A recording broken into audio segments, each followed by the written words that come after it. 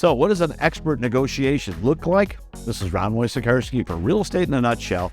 And if you are of the school that you need to be a strong negotiator to be a successful agent, I might check that at the door and say you have to be a great facilitator of the buyer's or seller's interest, depending on who you represent throughout this transaction. You see, the first negotiation is going to be about getting an offer accepted that's good for both parties. And let's face it, if it's too one-sided, chances are the other side's not going to sign it.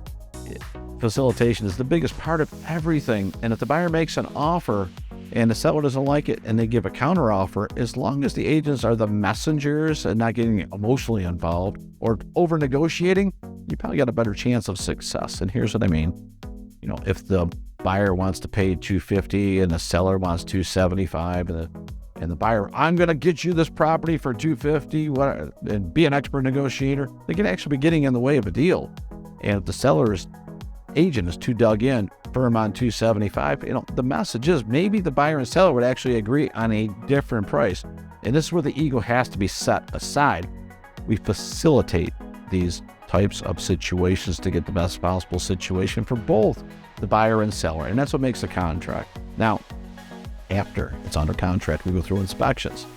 This is not an invitation to renegotiate. Now, if there's something with the inspection period that was unknown or determined or detected by an inspector, that obviously would be a place where we could have a conversation about having repairs done or maybe some credits.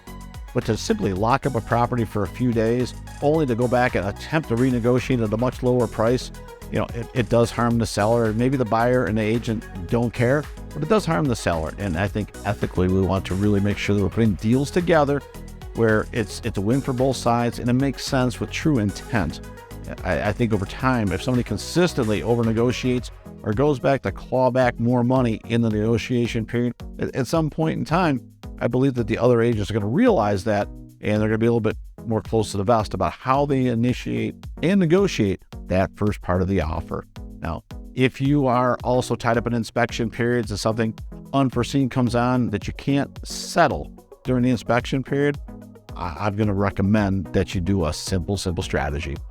You can say, listen, here's what we want to agree upon by today. And if not, let's just extend it for a few more days to finish the negotiation. It's an easy way to do it. A release and cancellation is also a great trigger point.